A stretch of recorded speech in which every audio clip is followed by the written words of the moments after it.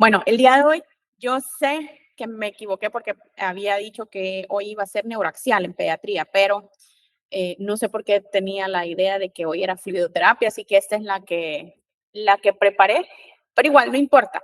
Pasamos la de neuraxial para el día que tocaba la de fluidoterapia y hoy vamos a ver un poquito de líquidos en pediatría, ¿de acuerdo?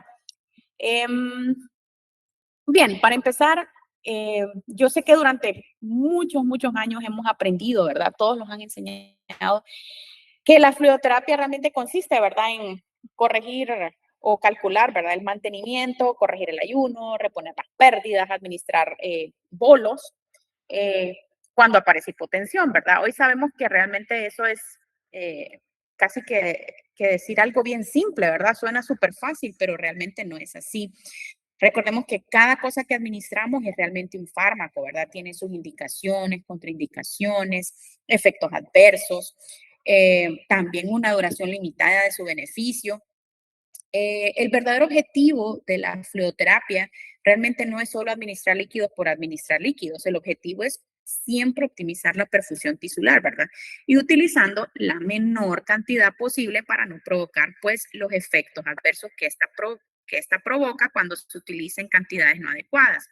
Esto es especialmente sumamente importante en los niños porque los niños, ustedes saben que tienen una reserva fisiológica completamente diferente, un gasto cardíaco muy dependiente de la frecuencia cardíaca y, por supuesto, un volumen sanguíneo pequeño y una capacidad pues limitada para tolerar tanto la hipovolemia como la sobrecarga. Eh, en esta clase, pues las ideas claves que quiero que se lleven hoy es número uno, que los líquidos, pues sí, son un medicamento y cada uno tiene sus indicaciones, cada tipo de líquido que administramos, las cantidades, la dosificación, todo y sobre todo en pediatría son importantes. Más líquido no significa definitivamente que estamos perfundiendo mejor.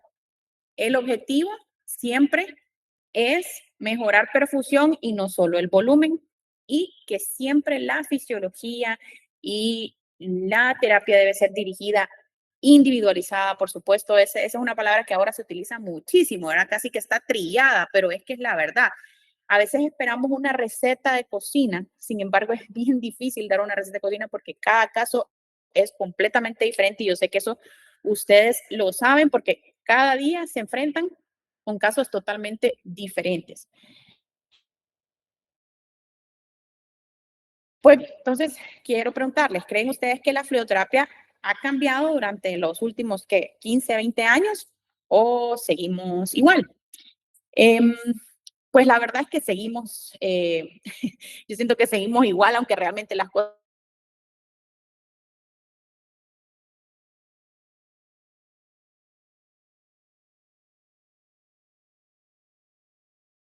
del tercer espacio, soluciones y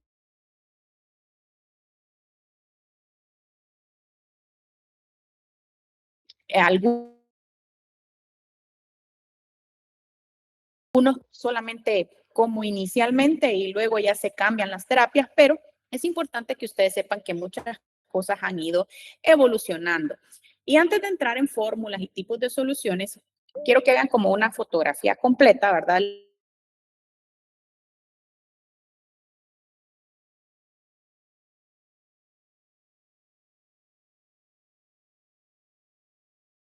Fórmula, esta fórmula, porque necesitamos como una base, siempre vienen, saber por qué existen, es como una ayuda, ¿verdad? Para iniciar un manejo. Sin embargo, no podemos fijarnos que todo esa, que la misma estrategia, la misma cantidad de líquidos lo vamos a poner a todos los niños. No es así. Siempre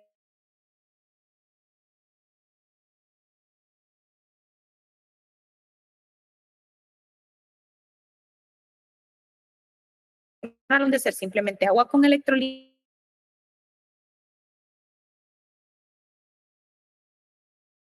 tratar números y ahora tratamos perfusión. Todo hipotensiones, hipovolemia, entonces le pasamos bolo tras bolo tras bolo, no, siempre primero identificamos la causa. Ya no elegimos un líquido porque siempre lo hemos usado o porque es el que está disponible, sino que realmente por sus características fisiológicas, cuál es el más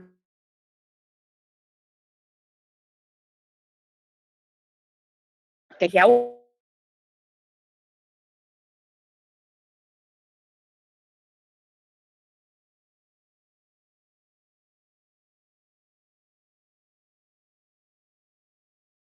ahora buscamos la euvulación.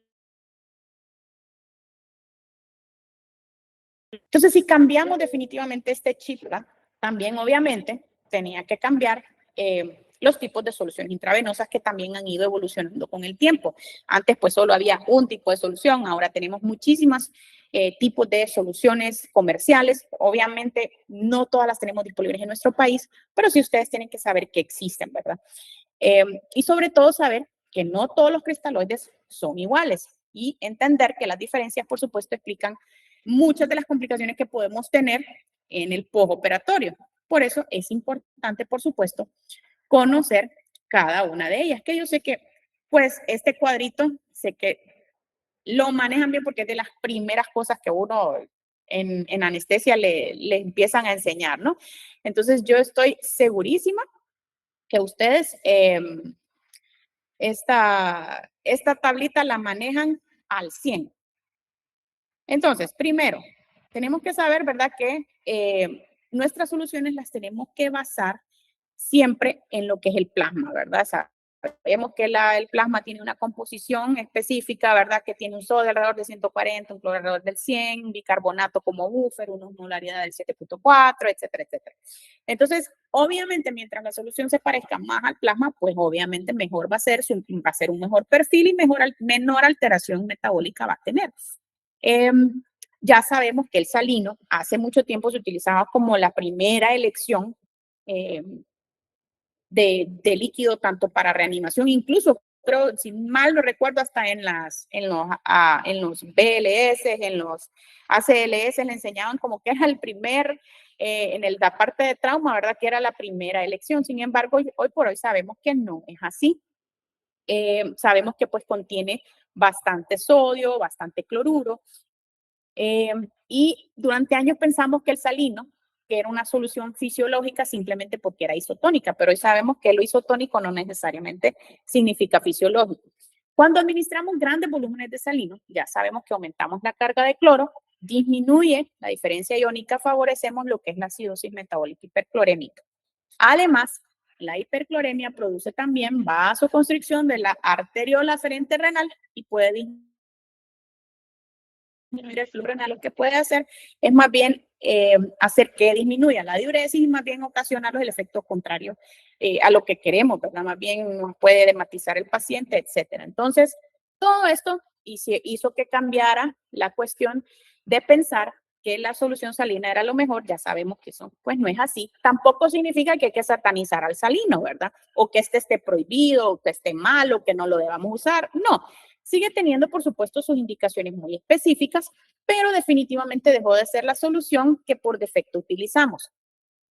Actualmente ya se sabe que el Plasma Light es la mejor solución que podemos utilizar porque es la que más se parece al plasma. Sin embargo, lastimosamente en nuestro país no sé, supe que un tiempo para las cirugías de cardio sí las traían, a veces por brigadas, a veces por solo contactos, etcétera, pero luego supe que ya la dejaron de traer. Entonces no sé cómo estarán allá en Teus, no sé si la tendrán, sé que en San Pedro no existe en ningún hospital, ni siquiera los privados, pero pues tenemos el Ringer, que es pues la segunda mejor opción y pues esta es la preferida o la de primera elección para cualquier tipo de reanimación, ¿verdad?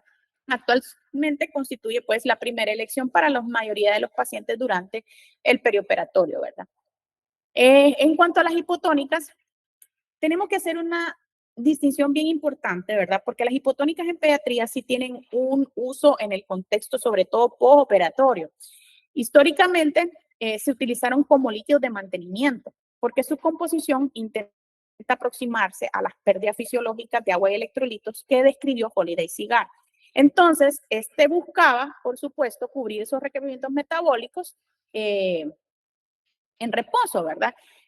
Aunque todavía se utilizan mucho en el postoperatorio sobre todo el pediátrico, no sé si ustedes se han fijado, pero los cirujanos pediatras utilizan bastantes soluciones hipotónicas en el post-op.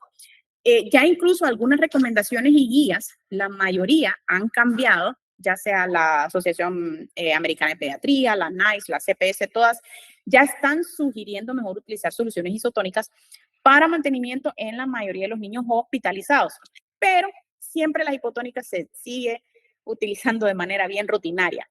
Pero el transoperatorio es completamente diferente. El objetivo, por supuesto que cambia por completo. Ya no estamos reemplazando necesidades basales, sino que estamos tratando de mantener la volemia, estamos compensando pérdidas, preservando perfusión tisular. Y para eso necesitamos pues una solución que permanezca, ¿verdad?, dentro del espacio y que no aporte un exceso de agua libre. Eh, También es importante que recordemos que durante la cirugía existe un aumento del estrés eh, quirúrgico, por supuesto, con aumento de la hormona antidiurética. Y si administramos soluciones hipotónicas en este contexto, el paciente retiene agua libre, aumenta el riesgo de hiponatremia y en pediatría, sobre todo, podemos también tener edema cerebral. Entonces, por eso, las soluciones hipotónicas fueron durante muchos años, hace mucho tiempo atrás, la base de un mantenimiento intraoperatorio al paciente pediátrico. Pero hoy no son la selección de la fluidoterapia intraoperatoria y siempre preferimos las isotónicas balanceadas. Como les repito, actualmente todos dicen Plasma Light, pero pues no tenemos Plasma Light, entonces en nuestro mundo imperfecto es el ringer lactato, ¿verdad? Ahora pueden preguntar, entonces nunca utilizamos soluciones hipotónicas, tampoco así, ¿verdad? No nos vayamos a los extremos. Siempre siguen teniendo algunas indicaciones, pero mucho más limitadas, ¿verdad? Por ejemplo, hipernatremia con déficit de agua, algunas enfermedades renales específicas, trastornos endocrinos, correcciones graduales de algunas alteraciones electrolíticas y sobre todo el mantenimiento cuando un niño no va a iniciar la vía oral rápida en el postoperatorio, todavía se siguen utilizando, pero no como una solución de mantenimiento para un niño que está sometido a una cirugía. ¿De acuerdo? Bien, entonces, ya que vimos lo de las soluciones, pues vamos a ver cuánto líquido va a necesitar nuestro pacientito pediátrico, ¿verdad? Entonces, aquí entra primero, ¿verdad? Las diferentes fórmulas pediátricas que vamos a ver, ¿verdad? Para calcular mantenimiento, reposiciones y ayuno.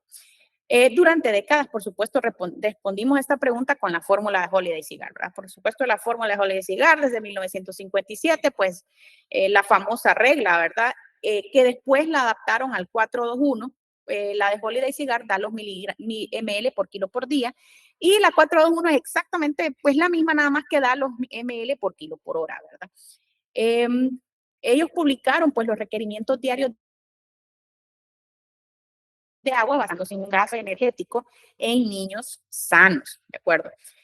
Años después, pues vino alguien y la puso en 421, que realmente es como más fácil de recordar. ¿Pero por qué fue tan revolucionaria? Porque por primera vez existía una forma realmente sencilla, eh, fisiológicamente razonable, de estimar el agua necesaria para cubrir el metabolismo basal.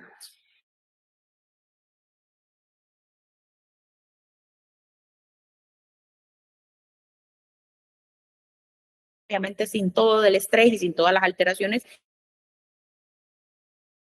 que se lleva en el transoperatorio. Nunca fue diseñada para un niño anestesiado, inflamado, con grandes pérdidas sanguíneas, ¿de acuerdo? ¿Sigue siendo útil? Por supuesto que sigue siendo útil y de hecho sigue siendo la fórmula más práctica, ¿verdad?, para calcular los requerimientos basales. Pero el problema realmente nunca fue la fórmula, el problema fue utilizarla para responder a preguntas que nunca pretendió responder, ¿verdad? No calcula pérdidas hemorrágicas, no calcula pérdidas quirúrgicas, no calcula respuesta inflamatoria, no calcula restricción de líquidos, no calcula eh, si el paciente va a responder o no a un bolo, no calcula nada más que un requerimiento basal de líquido en un paciente en reposo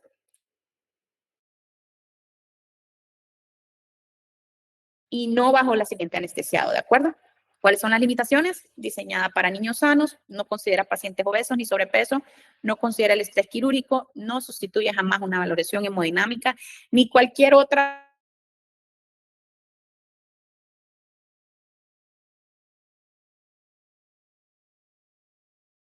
porque calculáramos mal un mantenimiento. Realmente la Holiday Cigar por eso permanece después de tantos años, porque es buena para calcular los líquidos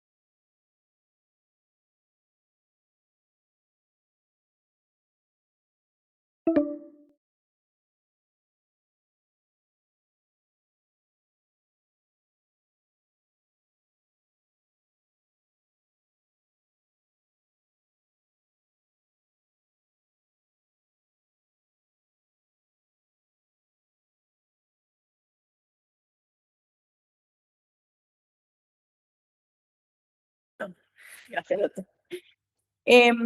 Otras fórmulas que son pues bastante útiles que quiero mencionarles, no se usan de manera rutinaria, pero sí son buenos que ustedes la conozcan, por ejemplo, de superficie corporal. Esta es bien importante conocerla porque a veces nos ayuda a restringir un poquito más los líquidos, por ejemplo, sobre todo en niños con patología renal o en aquellos que son obesos, ¿verdad? Entonces, para no basarnos en un peso completamente real, nos basamos en una fórmula de superficie eh, corporal. Entonces, esta, por ejemplo, para mí en los pacientes con enfermedad renal crónica es de súper eso es la que utilizo. Pues en estos pacientes el mantenimiento pues debe de individualizarse un poquito más y la superficie corporal suele relacionarse mucho mejor con la tasa metabólica y la función renal que el peso por sí solo. Por eso algunos centros generalmente utilizan estas fórmulas. Los requerimientos suelen ser de 1000 a 1500 ml por metro cuadrado por día. Obviamente siempre hay que sacar, ¿verdad? Esa es la fórmula que ven ahí, la del peso por 4 más 7. Ustedes ya saben también que esa es la fórmula para ¿cómo es que se llama? La superficie de área corporal, ¿no? Entonces, eso obviamente se multiplica, ¿verdad? Ya sea se saca con 1000 o 1500. Por ejemplo, en pacientes que están con enfermedad renal se puede ir hasta bajo, hasta 600 o 700 ml por metro cuadrado por día, ¿de acuerdo? Entonces, ustedes lo calculan así, según tenga patología renal o sean obesos, entonces van un poquito más abajo.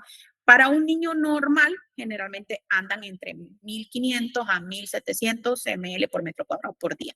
Y cuando queremos restringir un poco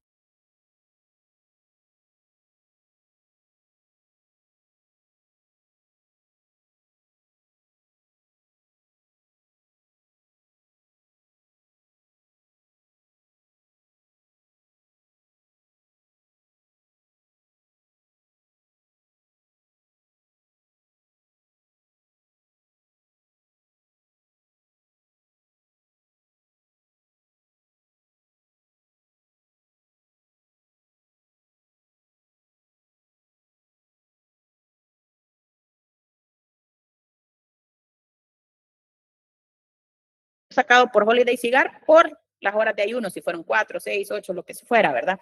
Y luego administramos el famoso, el 50% la primera hora, el 25% de esta totalidad, ¿verdad? La segunda hora y el otro 25% la tercera hora. Sin embargo, al hacer esto, obviamente si el paciente tiene todas esas horas de ayuno, puede ser beneficioso. En lo personal, no hay ningún libro que le diga eso, ¿verdad? Pero en lo personal, ni siquiera un niño que tiene bastante ayuno necesita tanto líquido. A veces, si realmente tiene un ayuno tan prolongado, entonces pues pásenle por lo menos el 50% de la primera hora. El resto, los otros 25, yo por lo menos no se lo paso. Después se van a dar cuenta que al pasar los bolos que tenemos que pasar, las reposiciones de las pérdidas sanguíneas, etcétera, entonces ustedes mantienen una eubolemia. Sin embargo, sí es bueno saber que hay que reponerse de alguna manera si ha habido un ayuno demasiado prolongado. Hoy por hoy yo ni siquiera aplico esta regla, ya que ustedes ya saben también que la guía de ayuno dicen que ustedes pueden tener líquidos claros hasta 2 horas en ciertos contextos y hasta 1 hora antes del procedimiento. Entonces, en lo personal, yo ya ni uso esta fórmula, pero comprendo y sé, porque también lo viví, que en los hospitales públicos pues el ayuno es bien prolongado y pues lo que les puedo aconsejar es que pues no apliquen todos estos líquidos, sino que tal vez saquen cuántas horas de ayuno y tal vez el 50% para la primera hora, ¿verdad? Pero no le pongan realmente demasiado ni tampoco se lo pasen tan rápido porque sí se llegan o se tienden a edematizar, sobre todo los más chiquititos, ¿de acuerdo? Y obviamente el contexto clínico, ¿verdad? Ustedes van a ver a su paciente. Si está demasiado hipotenso o hizo una reacción muy grande después de la inducción, pues entonces sí está bien deshidratado, ¿verdad? Pero eso ya es bien individual. Lo que quiero quitarles de la cabeza es que a todos se les ponga el 50, los 25, más los 25, más lo del mantenimiento, más lo del otro, porque entonces ahí es donde cometemos el error y encharcamos a nuestros pacientitos chiquitos, ¿de acuerdo? ¿Qué más? Ah, bueno, después está la del tercer espacio, ¿verdad? probablemente este es el cambio más importante. Creo que durante décadas asumíamos, ¿verdad?, que el paciente perdía, depende, ¿verdad?, desde 1 hasta 10 ml por kilo por hora, dependiendo del tipo de cirugía, ¿verdad? Sumábamos lo que correspondía por la cantidad de tercer espacio que perdía. Sin embargo, la verdad es que nunca se encontró una evidencia sólida que justificara estas cifras fijas. Hoy entendemos que existe inflamación, que existe un aumento de la permeabilidad, un daño al cálix. No podemos asumir que todos los pacientes exactamente pierden de 5 a 6 ml por kilo por hora. Entonces, ya no reponemos un número, reponemos lo que realmente necesita nuestro paciente. Entonces, en conclusión, todas estas fórmulas siguen siendo, por supuesto, herramientas útiles. Por supuesto que ustedes se las tienen que conocer, las tienen que estudiar, las tienen que saber, porque no es posible, ¿verdad?, que no vayan a saber las que existen. Pero sí, lo que ha cambiado es la forma de tomar decisiones. Antes, como les digo, se decía tal, y tenía que, como sea, teníamos que sacar todo y pasarle los líquidos que salían en esas fórmulas matemáticas a todos los pobres pacientitos. Y no es así, ¿verdad? Entonces, hoy tienen que ser un poquito más eh, eh, juiciosos y críticos y clínicos a la hora de si voy a aplicar esto, ¿por qué lo voy a aplicar? ¿Lo estoy aplicando porque realmente lo necesita el paciente o solo por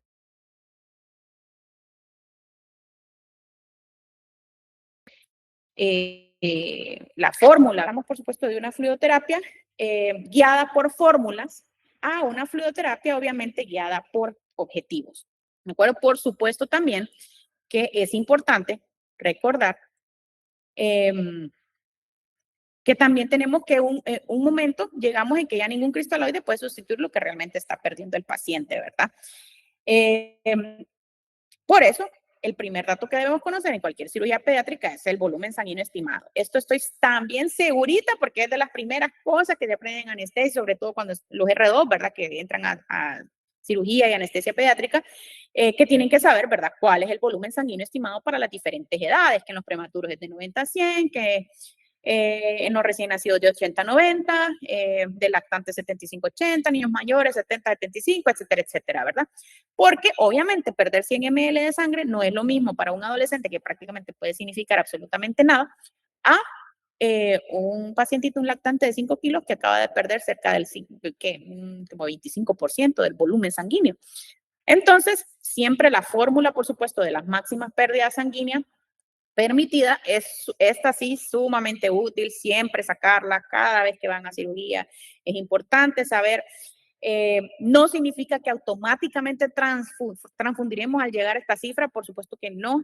Acuérdense que también esos son principios de PBM, ¿verdad? Que siempre tenemos que ver el paciente, tenemos que ver qué tanto está tolerando, si está estable, si está bien, si el niño no está con un sangrado activo, si está sano, tolera bien bajos, límites de hemoglobina sumamente bajos. Sin embargo, si está con un sangrado activo, si estamos en quirófano, si está hipotensándose, obviamente, pues no vamos a bajar de 8 gramos por decilitro, ¿verdad?, de hemoglobina. No podemos permitirlo, ya tenemos que empezar a hacer, a transfundir, por supuesto, lo que el paciente necesita y no a lo loco, ¿verdad? Y entonces siempre ver, ¿verdad?, nuestro paciente, siempre no olvidarnos de nuestros umbrales. Actualmente, por supuesto, ya no transfundimos solamente un número, esos tienen que tenerlo bien claro. Y recordemos que los líquidos tampoco restauran volumen. La sangre restaura el transporte de oxígeno.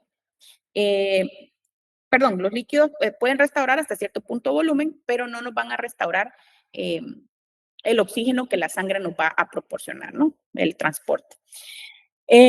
Saber, esa es como la cereza del pastel, ¿no? Saber cuándo vamos a pasar de estar administrando líquidos a, a cuando el paciente necesita ya hemoderivados, y que hemoderivados lo sabe, pues es una de las habilidades más importantes que ustedes como anestesiólogos deben ir adquiriendo.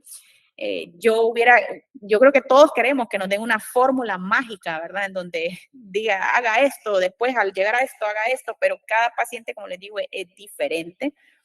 Y lo mejor actualmente, las guías lo que dicen es que realmente si el paciente está con un sangrado activo y se está hipotensando, es rápidamente el cambio, ¿verdad? Después ya ahora ve hasta bueno, hay guías que dicen 40 ml por kilo, otros se van bien restrictivos con los líquidos y dicen 20 ml de kilo, y ya si en 20 ml por kilo y sigue perdiendo sangre y ya se está inestabilizando, ustedes pasen ya a hemoderivados.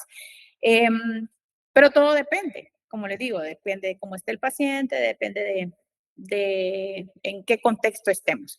Pero lo más importante pues es que estas fórmulas siempre las tienen que sacar, siempre las tienen que tener, sé que las manejan, sé que las conocen, y pues no vamos a detenernos más ahí. Ahora, las mezclas. Aquí es bien, es una cuestión matemática, de verdad.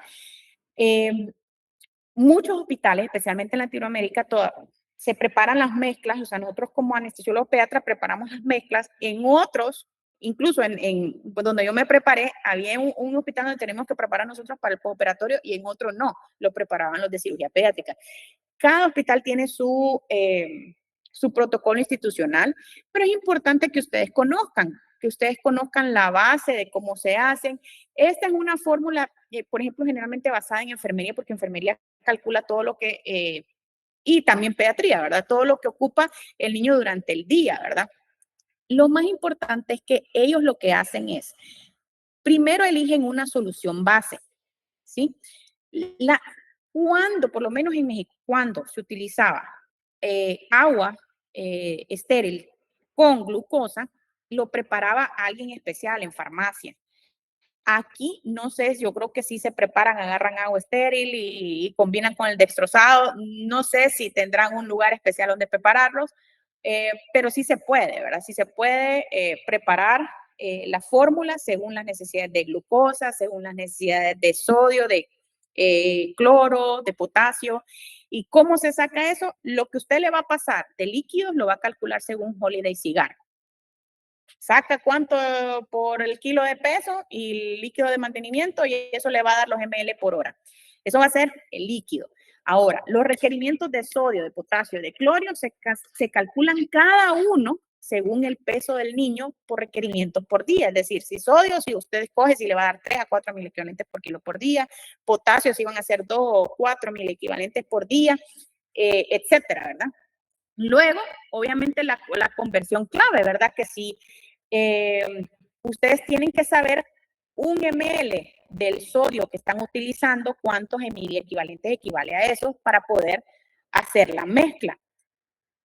Ejemplo, esto que tienen en pantalla es cuando lo van a preparar todas las bolsas y el requerimiento para todo 24 horas. Sin embargo, por ejemplo, sí tuve que hacer una pequeña anotación porque es demasiado, ¿verdad? Esto es de que ustedes saquen la calculadora, saquen, anoten y vayan así para que realmente le entiendan, pues, porque, o sea, hasta yo, si me pongo a como hacer los cálculos en la cabeza, me voy a enchivolar.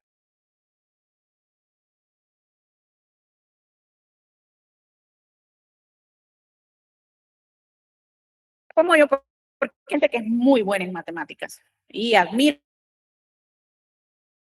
eso y que pueden hacer cálculos en la, yo no, yo necesito mi calculadora y necesito, si no, no puedo hacer nada y cada vez, y entre más vieja me pongo peor. Entonces, realmente que les recomiendo sacar su calculadora, hacer todos sus cálculos, y probablemente no van a necesitar hacer mezclas. Pero es bueno que conozcan que pediatría. Si realmente yo me acuerdo que en una de las primeras veces que tuve contacto para preparar mezclas fue cuando roté por UCI pediátrica y en Tegucigalpa. Entonces, ustedes, si ya no les enseñan como parte del programa, acérquense. Generalmente enfermería las hace, pero acérquense a una enfermera, mire que yo quiero aprender a hacer una mezcla, me puede enseñar. Y ellas, estoy segura, nadie les va a decir que no, nadie. Entonces, pongan interés y háganlo. Por ejemplo, ahorita les puedo dar un ejemplo muy rapidito, lo pueden anotar. Como les digo, es el que tengo aquí anotadito. Por ejemplo, para un paciente de 10 kilos y yo quiero preparar una bolsa de 250 ml. Entonces, primero, con la regla 4, 2, 1, si tiene 10 kilos, entonces al multiplicar por 4, ¿verdad? Porque tiene solamente 10 kilos, entonces es 40 ml hora. Ese es el volumen que voy a aplicar por hora de requerimiento de mantenimiento. del volumen del agua que vamos a pasar. Entonces, 40 por 24, para tener una idea de cuánto va a requerir en el día, son 960 ml por día. Pueden irlo anotando para que no se pierdan. Entonces, para calcular más o menos cuánto les va a durar esa bolsa, 250 ml, 250 ml entre los 40 ml por hora que requiere el niño, entonces nos va a durar más o menos unas 6.25 horas, 6 horas y casi las 6 horas y media. ¿Sí? Para calcular, como les digo, la solución base puede ser formada desde agua destilada con dextrosa, o sea, la dextrosa también la calculan según el requerimiento del niño, le agregan el sodio, el potasio y el cloro, pero también hay otras maneras, como es lo más común que se haga aquí, es que se agarre la mixta al punto 43, al punto 45 o al punto 3. Esa solución mixta ya viene con glucosa, ¿verdad? En el suerito y ya viene con sodio y ¿cómo es que se llama? Y cloruro. Generalmente si es punto 45 anda por 77, no sé si me acuerdo bien, yo creo que sí, por 77 mil equivalentes de cada uno y la del punto 3 anda por 51. Entonces, utilizan esa de base y solo le agregan potasio y con eso preparan la mezcla de mantenimiento, ¿sí? Ahora, si la hacen la mezcla desde cero, con el agua destilada, con la dextrosa, entonces, y que le tienen que agregar el sodio, entonces ahí es donde ustedes calculan el sodio. ¿Cómo lo van a calcular utilizando este ejemplo de 10 kilos? Entonces multiplican 10 por 3, entonces les va a dar 30 mil equivalentes. Esta cantidad es correspondiente a una bolsa de 250, entonces tienen que dividir 250 entre 960 porque eso es el requerimiento de las 24 horas. Acuérdense que los mil equivalentes son por kilo por día. Entonces 250 entre 960 por los 30 mil equivalentes, entonces les da 7.8 mil equivalentes de sodio. Si el sodio viene en 20%, entonces les aporta 3.4 miliequivalentes por ml. Entonces, dividen 7.8 miliequivalentes de sodio que le corresponde entre 3.4, entonces son 2.3 ml. Entonces se le agregan 2.3 ml de sodio al 20% a la bolsita de 250. Igualmente así se calcula el potasio. 10 por 2 dan 20 miliequivalentes, entonces 20 por los 250 entre los 960 ml le dan 5.2 miliequivalentes. Si a ver, aquí tengo anotado, sí, si el cloruro de potasio es al 15, por ejemplo, entonces aporta más o menos unos 2 miliequivalentes por ml. Ustedes ven qué potasio tienen, a cuánto por ciento y cuántos miliequivalentes le da por ml. Entonces, dividen lo que les salió de requerimiento entre lo que les va a dar por ml y les sale 2.6. Entonces, se les agrega 2.6 ml de cloruro de potasio en esa bolsa de 250. Entonces, prácticamente usted agrega 2.3 ml de sodio, 2.6 ml de potasio, con la bolsa de base de 250 y programan la bomba al requerimiento que le dio Holiday Cigar, que era de 40 ml por hora. Y esos líquidos de mantenimiento le va a durar más o menos 6 horas y media, dijimos, ¿verdad? Al niño. Entonces, como ven, es matemática pura.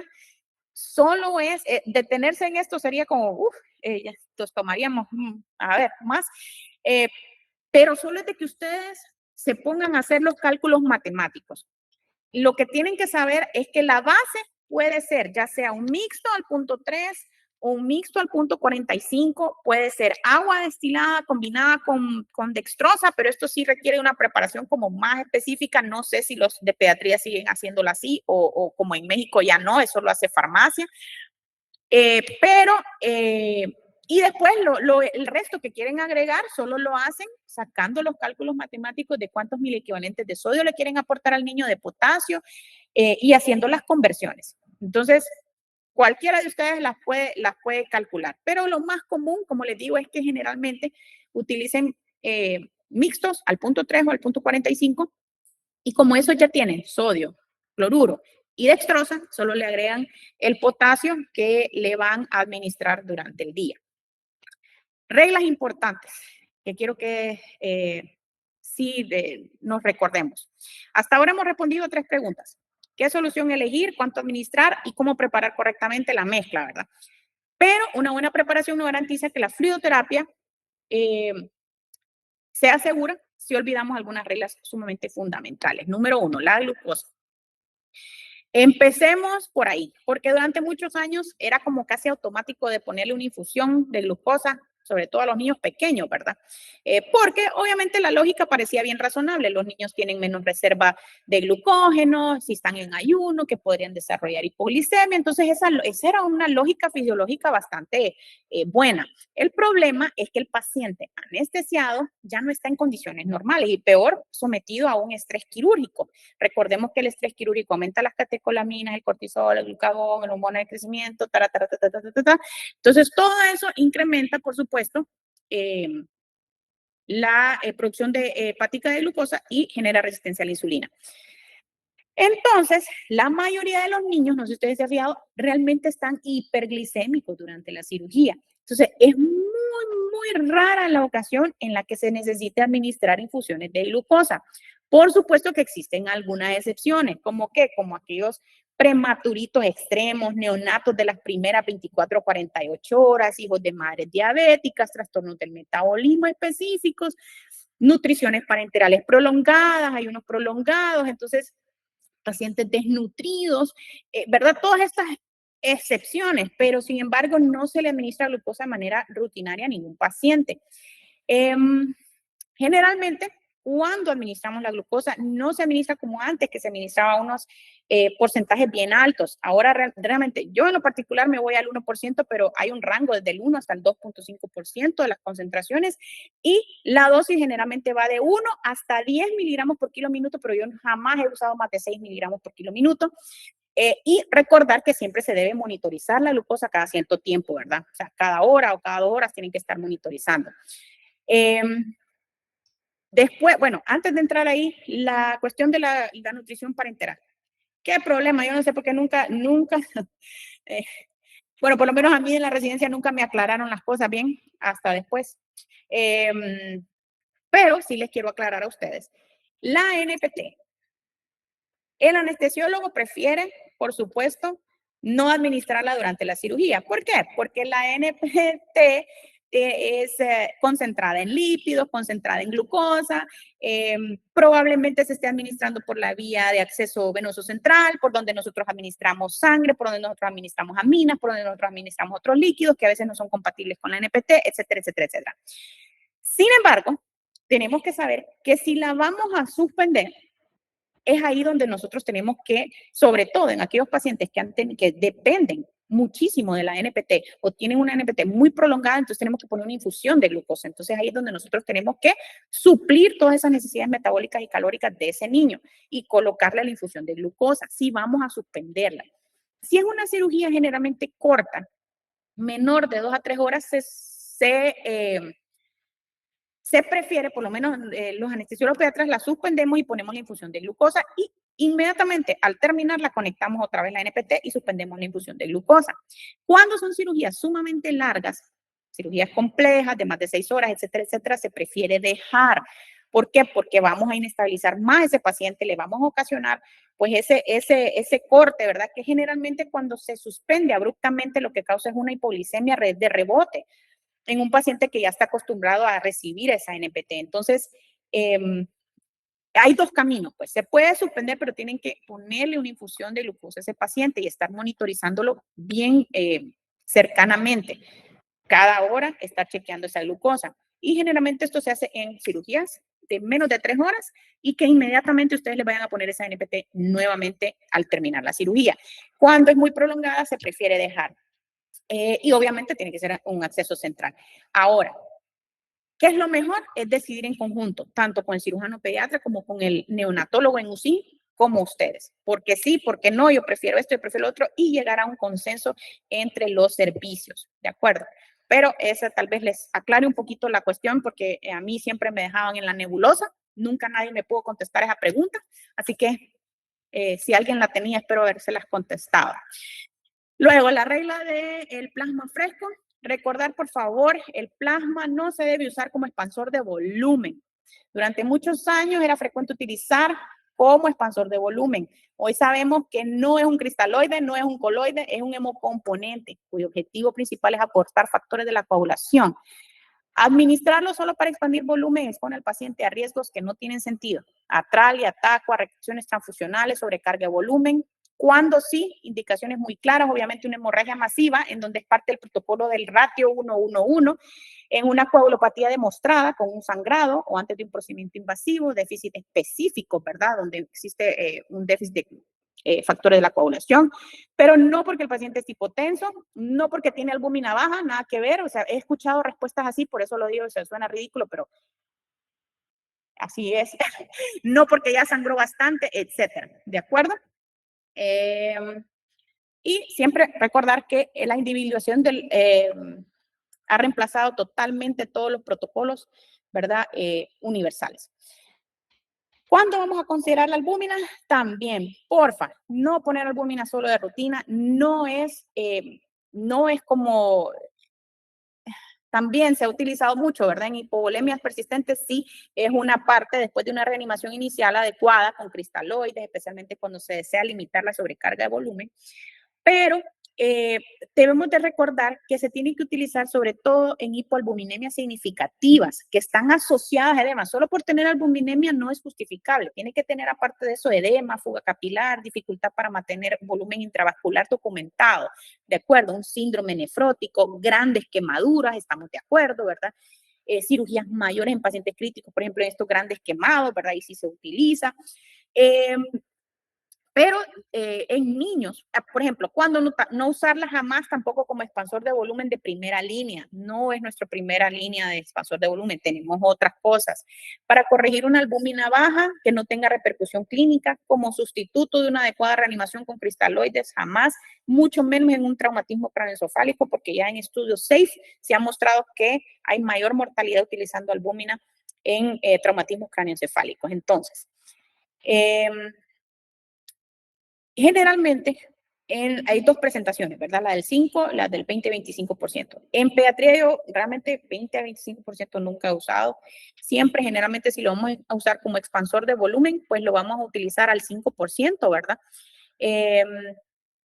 Y no al 20%. Generalmente en dosis pediátricas al 5% es como cualquier otro líquido, 10 ml por kilo IV, ¿verdad? Se administra lentamente y se reevalúa la respuesta clínica. Si fuera necesario, ¿verdad? Administrar al 20%, que como les digo, es muy, no sé, casos muy contados, nunca lo vi realmente, pues se pone al 0.5 a 1 gramo por kilo, que generalmente es como 2 a 4 ml por kilo de albúmina al 25, ¿verdad? Y se tiene que pasar en 30 a 60 minutos, suele acompañarse de un diurético, si el objetivo, ¿verdad?, es movilizar el edema. Pero por lo general, como les digo, en pediatría se hace al 5%. Yo generalmente lo preparo en un suerito de 100 ml, agarro 25 ml del albúmina al 20% y 75 ml del 100, y con eso hago ya mi 5%, ¿de acuerdo? Pero es mejor pasarla así cuando lo van a necesitar como expansor de volumen. Listo, a ver, ya casi terminamos. Hasta ahora pues hemos hablado de cuánto líquido administrar, de las mezclas, de qué hacer y qué no hacer, de la glucosa, del plasma, de la albúmina. Pero ¿qué ocurre cuando administramos más líquidos de que el paciente realmente necesita? Obviamente, el peor escenario antes pensábamos que lo peor era producir un edema, ¿no? Pero hoy sabemos que el problema puede ser mucho mayor. Sabemos ya que existe lo que es el glucálix, actualmente es una barrera protectora, es una capa formada por proteoglucanos y glucosaminoglicanos que recubre el endotelio vascular, casi que es un órgano, ¿no? Funciona para mantener el líquido dentro del espacio, regular la permeabilidad capilar, disminuye la adhesión de leucocitos, contribuye a toda la transferencia y transducción del flujo. En otras palabras, pues realmente es el principal responsable del volumen que administramos se mantenga dentro del espacio intravascular. Ahora, ¿qué ocurre cuando empezamos a administrar bolos repetidos? Cada bolo aumenta el retorno venoso y distiende las aurículas en nuestro corazón. Entonces, las aurículas responden liberando péptido natriurético atrial. Y este es un dato bien interesante. Este péptido no solamente favorece la natriuresis y la diuresis, sino que también produce degradación del glicocálix. Es decir, el propio tratamiento puede empezar a destruir la barrera que mantiene el volumen dentro del vaso. A esto súmenle la inflamación quirúrgica, súmenle el trauma tisular, la isquemia por reperfusión y la respuesta sistémica al estrés. Entonces, pues no, ya ese glicocálix por la 20 y nosotros mismos estamos causando más retención de líquidos. Esto también causa lo que se llama el efecto de la hipotensión paradójica. Cuando el glicocálix se pierde, entonces aumenta la permeabilidad capilar. El líquido que acabamos de administrar abandona el intravascular y pasa al intersticio. ¿Qué es lo que vemos clínicamente? Edema, intestino hematoso, tejidos congestionados. Paradójicamente, el paciente se vuelve a hipotensar. Entonces, lo más peligroso es cuando nosotros como anestesiólogos interpretamos la hipotensión como falta de volumen y solo administramos bolo, bolo, bolo, bolo. Y vemos que hay una como presión bonita, aparentemente bonita, pero inmediatamente después de, de administrar, ¿verdad? Estos bolos, se mejora, tal vez estuvo más o menos bien durante el trans, pero les ha pasado que después sacan al paciente y en el postoperatorio inmediato, ¡pum!, una hipotensión severa, y entonces empiezan a preguntar, ay, ¿pero qué pasó? Si yo lo tenía bien, si estaba bien en el quirófano, todo estaba bonito. Pues eso es lo que pasó, ¿verdad? Vino la liberación del péptido natriurético atrial y ya todo nos descompensó porque, por supuesto, todo salió al espacio intersticial, todo se descompensó porque el glicocáliz ya lo fregamos. Entonces ahí es donde viene saber identificar en qué pacientes tenemos que administrar aminas oportunamente, que es lo que estábamos hablando en la clase anterior, ¿verdad? Entonces, pues el paciente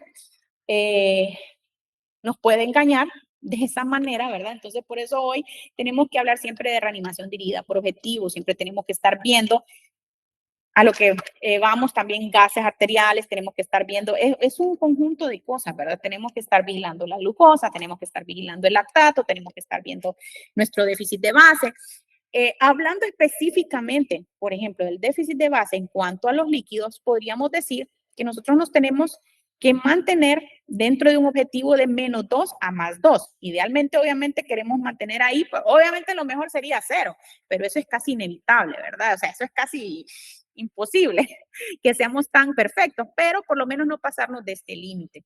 Ahora, por ejemplo, si tenemos un déficit de base de -2, y se hace cada vez más negativo, debemos detenernos y preguntarnos por qué.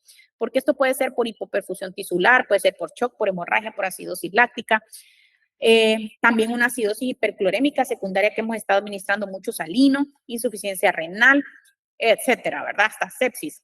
El déficit de base no hace el diagnóstico, realmente nos dice que existe un problema metabólico que debemos interpretar, ¿verdad? Obviamente esto lo tenemos que correlacionar con otras cosas que están sucediendo, pero pues nos puede orientar hacia dónde ir, ¿verdad? Si el paciente, primero tenemos que saber que no todo déficit de base negativo se corrige administrando líquidos, ¿verdad? Eso lo tienen que tener claro. De repente es otro problema el que estamos viendo, pero hablando específicamente de líquidos, y si el paciente ya está euvolémico y seguimos administrando bolos, podemos empeorar el problema. Por eso, el déficit de base siempre debe interpretarse junto con el lactato, junto con la clínica y junto con el líquido que estamos administrando, ¿de acuerdo? Si es positivo, pues, perdón, yo no le diría homeostasis optimizada, ahí está error de dedo. Perdón, yo diría, ¿cómo es que se llama? Un exceso de base generalmente indica una alcalosis metabólica, ¿verdad? Pero puede verse en pérdidas gástricas, en uso de diuréticos, administración excesiva de bicarbonato, en una alcalosis hipoclorémica. Eh, en estos pacientes realmente el salino al punto 9 puede ser una ayuda, ¿verdad? Para corregir la alcalosis hipoclorémica. Lo importante es no seguir exactamente un número, ¿verdad? Sino que sigan esa tendencia. Si tenemos un déficit de base de -4 que progresivamente va mejorando a -2, entonces quiere decir que su estrategia, lo que sea que estén haciendo, está bien. Sin embargo, si ustedes tenían un -2 y ya va a -6, están haciendo todo mal. Recapaciten, cambien algo porque algo no está bien y su paciente se les está súper descompensando, ¿verdad? ¿Qué es lo que vamos a ver? Lactato o déficit de base, ambas cosas, son complementarias, ¿de acuerdo? Siempre tenemos, juntos van a ofrecerles una información increíble sobre el paciente y les pueden dar una buena idea acerca de cómo está el estado tanto ácido básico como también, ¿verdad? Cuántos líquidos están administrando. ¿Cuándo deja de ser útil? Obviamente cuando hay otros trastornos metabólicos previos, cuando hay una insuficiencia renal, si administraron bicarbonato, IV recientemente, ¿verdad? O hay alteraciones importantes del cloro, pues ya pierde como una especificidad, ¿no? Al final lo importante es que recuerden que ninguna fórmula, ningún monitor, ninguna gasometría decide por sí sola cuánto líquido administrar, porque tienen que ver todas, es como una suma de cosas que les van a dar un resultado final que ustedes los van a ir orientando hacia qué decisión tomar y qué hacer para mejorar pues el estado o la situación en la que está el paciente. Entonces, realmente, como para finalizar, paso 1, siempre si el paciente se hipotensa, el punto de partida será la primera pregunta es cuánto, nunca debe ser cuántos líquidos pongo, sino que es probable que este paciente responda a líquidos. Paso 2, administrar un bolo. Si la sospecha es hipovolemia, tenemos que administrar un bolo de una solución balanceada. Generalmente utilizamos entre 10 a 20 ml por kilo, dependiendo la edad, el contexto, la rapidez, ¿verdad? Pero cada bolo debe ser un desafío terapéutico y no solo por bolo tras bolo tras bolo, ¿no? Es ver si el paciente realmente responde, reevaluar. Si el paciente mejora, probablemente era un paciente hipovolémico y continuamos con la estrategia de mantenimiento y reposición según pérdida, ¿verdad? Vemos y valoramos nuestros pacientes cuál fórmula necesita que sea aplicada para reponer líquidos. Si no mejora, entonces hacemos la pausa. ¿Qué estamos haciendo mal? Porque el reflejo generalmente aquí es administrar otro bolo y seguir dando bolos. Entonces, pero si eso ya no mejora y si vemos que esto no está funcionando, entonces hay que recapacitar y decir qué está pasando, ¿no? ¿Está realmente eubolémico? Si es así, o aquí entra la discusión, tenemos, no tenemos, eubolemia, hay un sangrado activo, hay pérdidas no cuantificadas que nos están escapando, hay una vasodilatación anestésica, una difusión miocárdica, etcétera. Si no está eubolémico, seguimos buscando la causa, controlar el sangrado, reposición dirigida, hemoderivados, iniciar vasoactivos, etcétera. Y si sí está eubolémico, entonces un paciente eubolémico e hipotenso no necesita líquidos. Los líquidos ya dejan de ser una intervención adecuada. Entonces ya no seguimos administrando líquidos de rutina, sino que se necesita corregir la causa. Ya entraríamos a los vasopresores, inotrópicos, corrección anestésica, ¿verdad? Tratamiento de la acidosis, calcio, tal vez ese corazón ya no tiene calcio, tratamiento de la hipoxemia,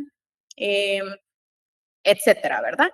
Y siempre a recordarnos que el glicocálix se ve afectado, aumenta la permeabilidad y ese paciente que aparentemente está bien en el postoperatorio nos puede hacer hipotensiones porque estuvimos administre líquido durante el transoperatorio. Y bueno, las fórmulas definitivamente siguen existiendo, son buenas, debemos conocerlas, debemos aplicarlas en cada paciente que la necesite. Los cálculos siguen siendo importantes, lastimosamente al que no nos gusta las matemáticas, creíamos que nos habíamos escapado de las matemáticas, sin embargo no es así, y peor en pediatría, pero hoy ninguna fórmula sustituye la valoración clínica, el hacer exámenes, el hacer gases arteriales, la monitorización y una reevaluación constante. Paren, si ustedes ven que el paciente le está empeorando, deténganse, hagan una pausa, así como la pausa quirúrgica, hagan una pausa y pregúntense a ustedes mismos, ¿qué estoy haciendo mal? Y recapaciten, a ver, ya hice esto, o me hace falta hacer algo más.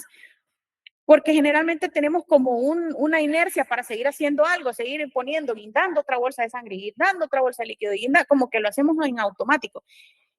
Paren y recapaciten y vean qué está sucediendo, qué voy mal o esto está bien, check, esto está bien, ya lo hice, ya tomé gases, no he tomado gases, entonces tómenlos, ¿verdad? O sea, hagan un checklist de las cosas que están haciendo y que no están haciendo y corrijan, porque si su paciente se les está descompensando es que no están haciendo, no van en la dirección correcta. Entonces cambien de dirección.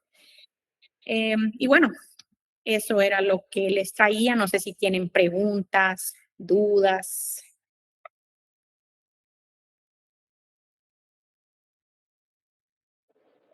Hola, doctora Enrique.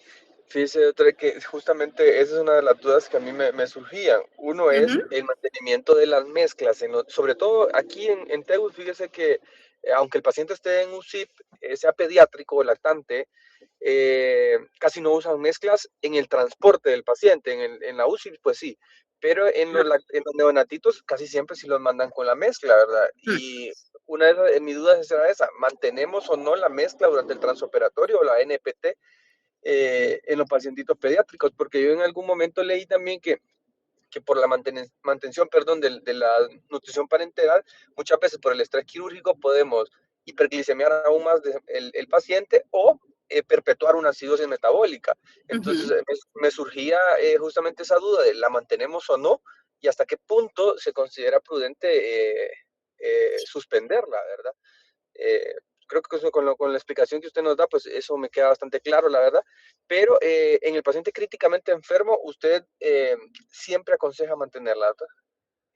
Sí, por lo general sí. Es que mire, al final, como le digo, es bien difícil decirle sin saber el tipo de paciente que específico, ¿verdad? Sin saber cuánto tiempo ha tenido esa NPT, sin saber cuánto pesa el niño, cuál es su contexto clínico, cuál es, o sea, le podría dar como una respuesta más específica si tuviera más datos, pero en general, como le dije, por eso la NPT.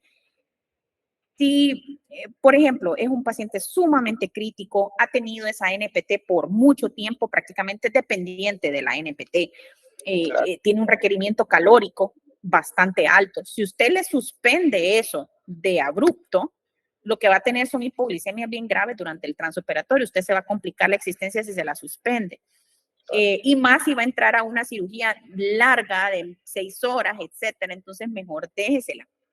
Ahora, como le digo, en algunas ocasiones la cirugía es corta, es un paciente que tal vez le acaban de iniciar la NPT, no está tan dependiente, no está tan crítico, entonces puede suspenderla, puede trasladarse a una infusión de glucosa, pero no deje de monitorizar esa glucosa porque ese paciente corre riesgo de hipoglicemiarse. En general, lo mejor de todo es que cuando ustedes vayan a valorar a ese niño, comuníquense con el médico tratante, ¿verdad? A veces ellos siempre dicen no suspenderla, por supuesto, ¿verdad? Pero ustedes exprésenle según el contexto y según lo que ustedes vayan a enfrentar en quirófano, porque a veces el problema que nosotros como anestesiólogos enfrentamos es que la NPT está en el catéter de 3 vías, ¿verdad? En el central. Y nosotros ahí a veces tenemos que pasar sangre, aminas, sueros, etcétera, y a veces pues no nos gusta, agarramos una periférica, agarramos otra por allá, entonces, y a veces los mismos medicamentos que aplicamos no son compatibles con esa mezcla que lleva lípidos, que lleva glucosa, que lleva un montón de contenido que a veces cristaliza muchas de las drogas que nosotros necesitamos. Entonces, si nosotros les hacemos esa explicación a los pediatras, ellos, ok, entonces, ok, entonces hagamos lo siguiente, hagamos esto. Ellos mismos le dan las soluciones, pero todo es platicarlo, incluso platicarlo con el cirujano pediatra tratante, mi doctor, yo voy a necesitar esto, voy a necesitar lo otro. Entonces, al final es una decisión en conjunto, ¿verdad? Eh, Sobre todo porque ustedes en el momento que les presentan al paciente, hasta ahí vienen a conocer el paciente. Ustedes no saben cuánto tiempo ha tenido esa NPT, qué tan necesitado está ese paciente de esos requerimientos. Entonces, un montón de contexto. Entonces, para decidir quitarla, dejarla, es una decisión generalmente en conjunto. Pero lo que sí quiero aclararles es que si la quitan y es un niño chiquito y es un niño crítico, entonces tienen que poner una infusión de glucosa porque esa se les va a hipoglicemiar, ¿de acuerdo? Sobre Doctor, todo si lo hacen abruptamente, ¿sí? justo con eso, fíjate, honestamente le soy sincero, hasta ahorita que usted nos lo menciona, nos surge el hecho de mantener una infusión de glucosa en el paciente con una NPT. Y le soy sincero, yo no había leído al respecto, pero ya me llamó la atención que dice de 1 a 2,5% la infusión de glucosa, pero eso se refiere a los líquidos de mantenimiento, añadirle glucosa para que nos quede a esa concentración. Generalmente los de mantenimiento ya traen glucosa, pero si usted quiere hacer su infusión aparte, yo la Ajá. preparo en 100 porque se me hace más fácil, como le digo, yo no soy buena en matemáticas, entonces yo lo que hago es agarrar 2 ml de una glucosada al 50% y 98 ml de salino. Y entonces Ah, ahí ok.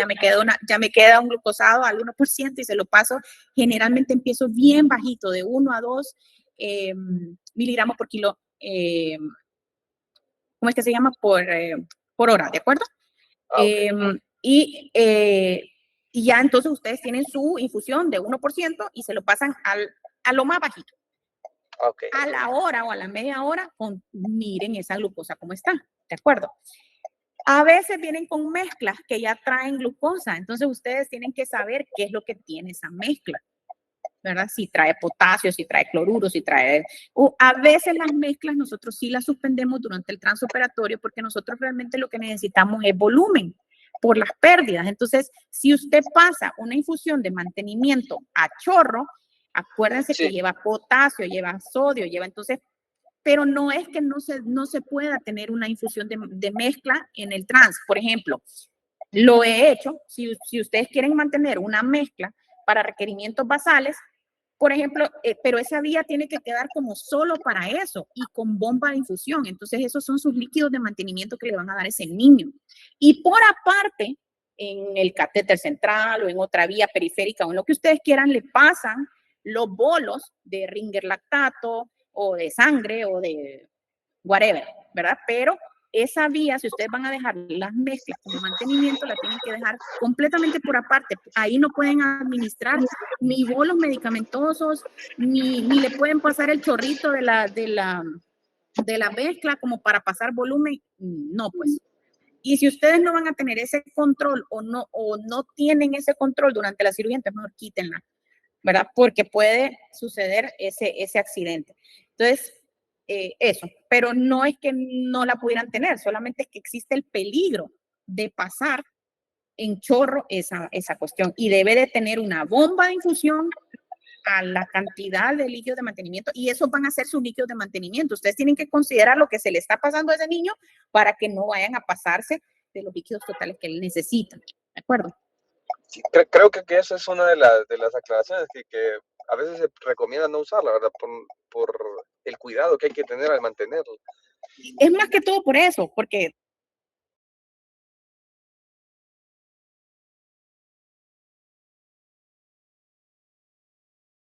el ringer, Sí. ¿verdad? Entonces, ahí, pero realmente se puede perfectamente. Yo lo he hecho con neonatitos sumamente graves, le dejo su mezcla, pero tiene su bomba de infusión y está en una vía completamente aparte solo para esos líquidos de...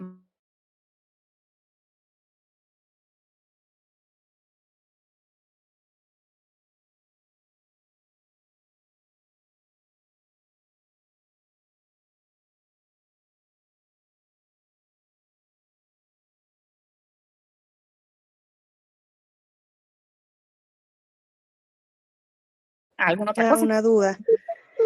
Con respecto a la fórmula de superficie corporal, que dice que es el peso por 4 más 7 entre peso más 90, generalmente cuando se hace el cálculo, el requerimiento queda por día, volumen total.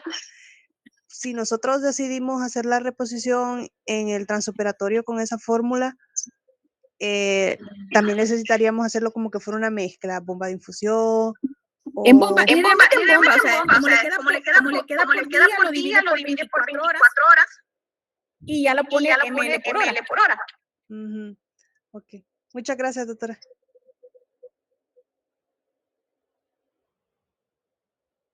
Buenas tardes, doctora. Hola. Yo tengo una pregunta con respecto a lo que hablaron en la primera pregunta con Enrique. Usted mencionaba que en los pacientes que se vayan a someter a procedimientos que sean menores de 3 a 4 horas, usualmente lo que usted hace es retirar la NPT e iniciar infusión de glucosa.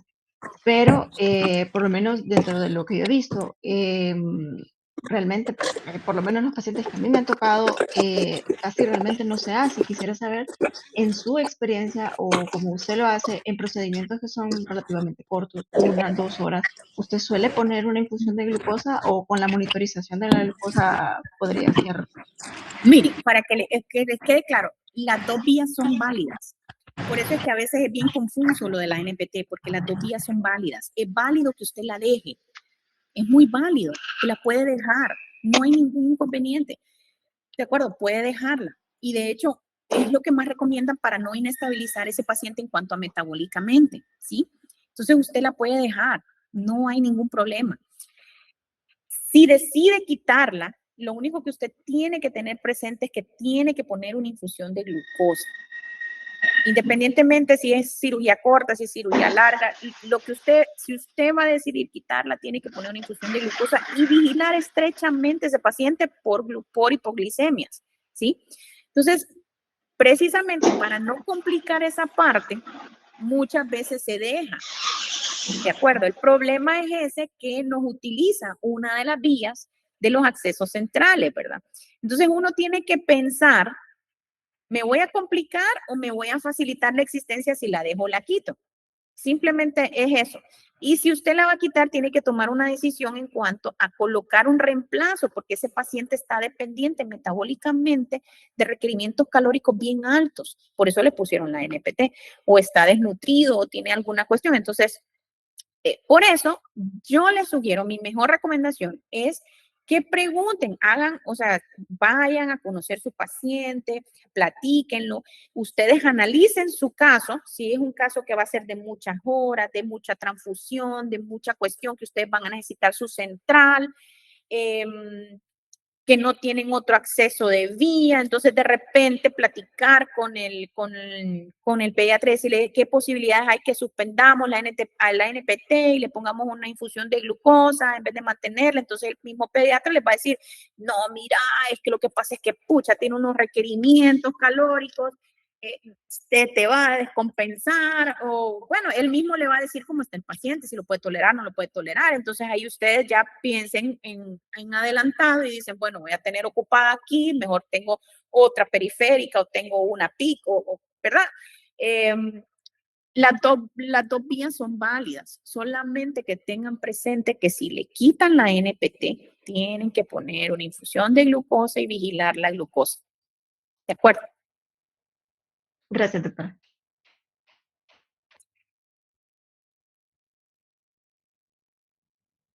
Y como les digo, al final, para no complicarse la existencia, pues déjenla y tampoco pasa nada. Si el único inconveniente para nosotros como anestesiólogos ha sido eso, pues que a veces nos quita prácticamente una vía por donde nosotros podemos administrar, porque ahí no pueden administrar medicamentos, ahí no pueden administrar otra cosa, por lo menos no por donde está pasando la NPT, porque pueden cristalizarse los fármacos.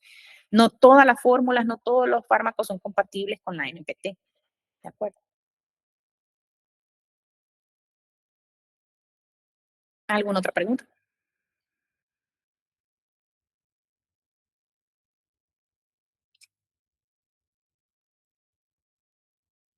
¿Listos? Ya están cheques para ir a manejar entonces líquidos en niños. Pues creo que sí. Está bien. Bueno, muchas gracias, chicos. Nos vemos. Gracias. Ya ni me acuerdo cuándo nos vemos, pero creo que es el otro. Déjenme ver. No vayan a faltar. Ahí espero que no me quede mal, pero sí, para el miércoles 29 tengo una invitada que va a dar la clase de vía aérea. Ella es colega mexicana y pues le va a tener una clase muy bonita de vía aérea pediátrica. Entonces no se la pierdan, oye. Gracias, doctora. Listo, gracias, doctora. Listo, pues. Nos vemos. Saludos al doctor del CID. Nosotros le decimos, Gracias. Nos vemos, doctora.